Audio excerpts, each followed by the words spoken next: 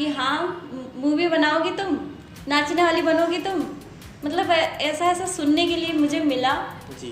तो मतलब मन में बिल्कुल ऐसी खटास आ गई थी कि मतलब क्या किया जाए अब, मतलब ड्रीम्स तो हैं कि आगे बढ़ूं बट फैमिली का बिल्कुल भी सपोर्ट नहीं।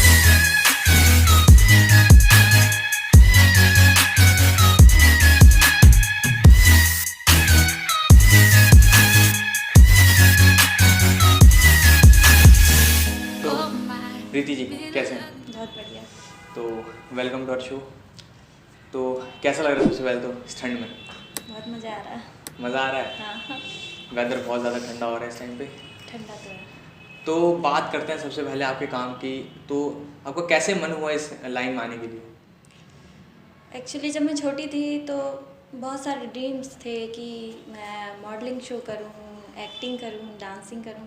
मतलब बचपन में घर पे जब थी तो पेरेंट्स हमेशा बोलते क्रिएटिव थे फील्ड में जाने का बचपन से मन था कि क्या बनना चाहती हो बड़े होके। मैंने कहा हीरोइन बनना है। तो यही था। हाँ। क्रिएटिव फील्ड में बचपन से जाने का मन था कि क्रिएटिव फील्ड में ही जाना है। हाँ। तो आपकी एजुकेशन की बात करते हैं तो क्या एजुकेशन है आपकी? एजुकेशन मेरी पोस्ट ग्रेजुएशन हो चुकी है। एमए से मैंने इंग्लिश सब्जेक्ट से पोस्ट ग्रेजुएशन कर लिया और साथ में संगीत प्रभाकर कर रही हूँ, इस साल फाइनल है। जी। तो बात शुरू करते हैं आपके पहले काम से। जी। तो कैसे मिला आपको आपका पहला काम और क्या था? मैं वेट कर रही थी उस मोमेंट का जब मुझे इस चीज़ के आगे बढ़ने का मौका मिले। जी। एक ऑडिशन हुआ 2015 में। 15। ठीक है। तो उसमें न्यूज़ में आया था कि ऑडिशन हो रहा है तो आप ऑडिशन देने आ जाइए थारू विकास भवन में। तो मैंने जब वहाँ पे ऑडिशन दिया तो मैंने सोचा था कि मैं म्यूज़िक से जाऊँ आगे। जी। बट वहाँ पे उन्होंने मुझसे बोला कि आपको ऑडिशन देना है तो एक्ट करना पड़ेगा। तो मेरे दिमाग में आया कि नहीं, मुझे तो सिलेक्शन चाहिए, मैं चाहती हूँ कि मेरी आवाज़ लोगों तक पहुँचे। तो मैंने म्यूजिक के लिए था? हाँ, तो मैं ऑडिशन म्यूजिक के लिए देने के लिए गई थी बट उन्होंने मुझसे कहा कि आपको एक्ट करके दिखाना है। अब मैंने कहा सिलेक्शन तो होना ही, अपना बेस्ट देना है। जी। अब मतलब उनको पसंद आ गई मैं कि भाई बढ़िया है, एक्टिंग बढ़िया है, इनको ले लेते हैं आगे। तो फिर वहाँ से फिर हमने 1 ईयर तक वर्क किया, शूटिंग करी हमने। फिर उसके बाद 2017 9 मई को हमारी फर्स्ट मूवी रिलीज़ हुई रीति रिवाज, जो कि सभी थारू लोगों जनजाति के लोग थे उसमें, तो वो आए थे। तो वो आपकी फर्स्ट मूवी थी रीति रिवाज। हाँ। तो क्या क्या एक्सपीरियंसेस रहे उस मूवी के दौरान? उसमें हमारे डायरेक्टर सर थे राकेश मधुसूदन जी, उन्होंने मुझे ट्रेन किया एक्टिंग के लिए। मतलब उन्हीं से मैंने ये सारी प्रेरणा ली एक्टिंग की कि कैसे एक्ट किया जाता है। मुझे तो फेस भी नहीं करना आता था कि कैमरे को फेस कैसे किया जाए। तो बहुत ही बढ़िया रहा। डांस करते थे रोज़ रात को पंचायत घर में और खाना पीना सब साथ में ही था। तो एक एक्टर का सबसे पहले सपना होता है कि वो कैमरा फेस करे। तो जब आपने पहली बार कैमरा फेस किया था, इसी टाइम में फेस किया था पहला कैमरा आपने? जब मैंने फ़र्स्ट टाइम कैमरा फेस किया तो मैंने लगभग 15 से 20 बार एक मतलब रीटेक लिया। तो मतलब अजीब सा डर सा लग रहा था क्योंकि फ़र्स्ट टाइम गांव में जो है शूट हो रहा था तो बहुत सारे लोग थे, 50 से 60 लोग देखने के लिए आए थे। तो मन में हेजिटेशन हो रही थी कि अब मैं कैसे एक्ट करूं, लोग क्या बोलेंगे, क्या कहेंगे। तो फिर नर्वसनेस है? हाँ, नर्वस थी। फर्स्ट एक्ट में नर्वस थी, उसके बाद फिर तो नहीं, फिर मज़ा आने लग गया। फिर तो मज़ा आने लग गया। तो बात करते हैं उसके बाद आपके नेक्स्ट प्रोजेक्ट के बारे में।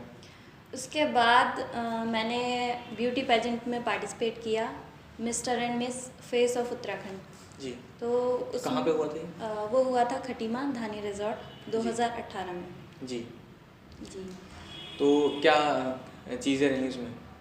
उसमें मतलब मैंने बहुत कुछ सीखा कि पहले तो हम गांव में रहते थे तो हमें ड्रेसिंग सेंस नहीं आता है कि ब्यूटी पेजेंट में हम कैसे करें। अपने पर्सनालिटी डेवलपमेंट हुई, बोलने का तरीका, स्टेज फेस करने का तरीका, मीडिया फेस करने का तरीका, पब्लिक फेसिंग, ये सारी चीज़ें सीखी वहाँ से।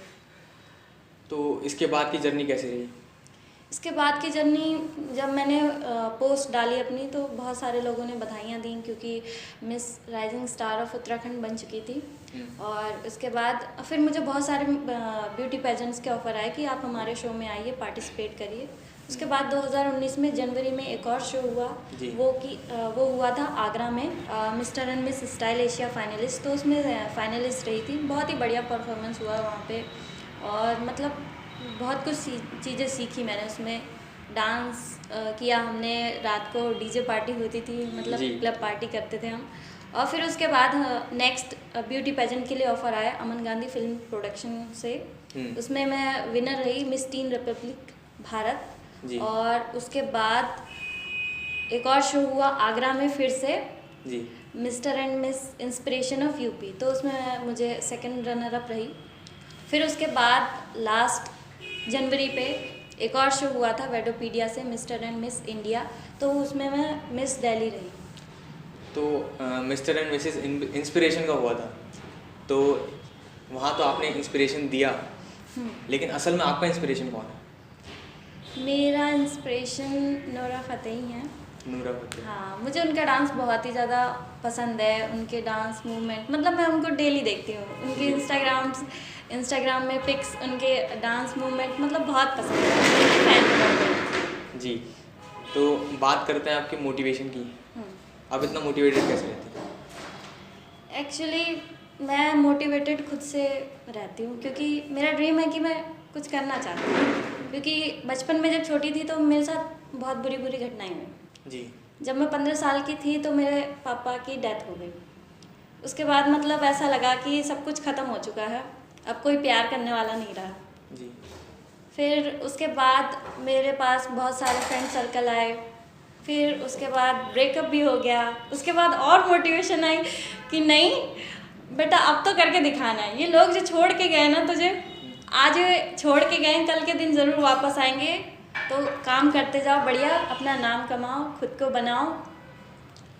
और फैमिली सपोर्ट रहता था आपको कि इस लाइन में जब जाना? आपने पहली बार अपने घर में बताया था तो क्या चीज़ें थी उस टाइम पे? जब मैंने अपने घर में बताया था कि मुझे मतलब एक्टिंग करनी है, मूवी में जाना, कि हाँ मूवी बनाओगी तुम, नाचने वाली बनोगी तुम, मतलब ऐसा सुनने के लिए मुझे मिला। जी। तो मतलब मन में बिल्कुल ऐसी खटास आ गई थी कि मतलब क्या किया जाए अब। मतलब ड्रीम्स तो हैं कि आगे बढ़ूँ, बट फैमिली का बिल्कुल भी सपोर्ट नहीं था। उन्होंने मुझसे कहा कि तुमको जो करना है करो, बट हम फाइनेंशियल सपोर्ट नहीं देंगे। वैसे हाँ हैं, तुम जो करना चाहती हो करो, बट पैसे नहीं मिलेंगे बस। तो उसके बाद अब राजी हैं सारे घर वाले कि अब आप जब चीज़ें कर रही हैं तो? अब तो तैयार है, क्योंकि 4-5 साल हो चुके हैं इस लाइन में, तो वो लगता है कि मतलब लड़की कुछ कर रही है अब। हाँ। लोगों के ड्रीम रहते हैं बचपन से कि मेरे को बड़े होकर ये करना है, ये करना है। आपका कोई ऐसा ड्रीम था? हाँ, मेरा ड्रीम है कि म्यूजिशियन बनूं जी। और एक स्टूडियो खोलूं अपना खटीमा में बढ़िया सा, वहाँ पे मैं अपने गाने रिकॉर्ड करूं, और जो भी लोग इंटरेस्टेड हों हमारे समाज के, जैसे हमारे समाज में थारू प्रजाति के लोग रहते हैं, तो वो थारू भाषा को बहुत ज़्यादा मतलब मान्यता देते हैं कि थारू भाषा में गाने होने चाहिए। जी। तो मैं उनके लिए कुछ करना चाहती हूँ, अपने थारू समाज के लिए। और कोई बचपन का ऐसा सपना जो आप सिंगिंग के बारे में बता रहे थे कुछ? हाँ, एक्चुअली मेरा ड्रीम था कि मैं बड़ी हो जाऊँगी तो मैं गाने लॉन्च करूँगी। जी। तो मेरा ये ड्रीम था कि मैं 8 अक्टूबर 2020 में अपना पहला गाना लॉन्च करूँ। जी। और मैंने उसको लॉन्च करने से पहले सबको फैला दी थी ये बात कि मैं लॉन्च करूँगी। जी। तो फिर मैंने मतलब रिकॉर्डिंग करी, उसके बाद हमने वीडियो शूट किया, उसके बाद हमने लॉन्च कर दिया। उसके मतलब बहुत अच्छा रिव्यू रहा, 6000 लोगों ने अभी तक उसको देख चुका है, और भी लोग देखते जा रहे हैं। 20,000 सब्सक्राइबर मेरे खुद के यूट्यूब चैनल में हो चुके हैं। स्टिल काउंटिंग है? हाँ, अभी भी काउंटिंग हो रहे हैं। तो उसे सुनाना चाहेंगे वो गाना? हाँ ज़रूर, ठीक है। कभी तुम हमको देख के मुस्कुराए, कभी हम तुमको देख के मुस्कुराए, कभी तुम हमको देख के मुस्कुराए, कभी हम तुमको देख के मुस्कुराए, किसी मोड़ पे जब हम तुम मिल जाए, तो दिल को सुकून मिल जाए। बहुत बढ़िया, थैंक यू। बहुत बेहतरीन आवाज़ आपकी। Thank you. और आज जब हमने इंटरव्यू करने का डिसाइड करा तो आप बता रहे थे कि आज भी आप कोई गाना रिकॉर्ड करने वाले हैं, तो अगर चाहें तो आप उस गाने की कुछ सुना सकते हैं, कोई पैराग्राफ? हाँ ज़रूर। सुबह की ओस तुम हो, मैं सूरज सूरज किरण की, बादल की तरह तुम हो, मैं बारिश बूंद की, मेरी सुबह शाम भी तुम हो, दिल का अरमां भी तुम हो, कैसे कह दूँ तुम्हें मैं, मेरा पहला प्यार भी तुम हो। बहुत बढ़िया, बहुत बढ़िया, फैबुलस। Thank you. तो आप कुछ ऑडियंस को हमारे मैसेज देना चाहेंगी, अपनी तरफ से कोई बात कहना चाहेंगी?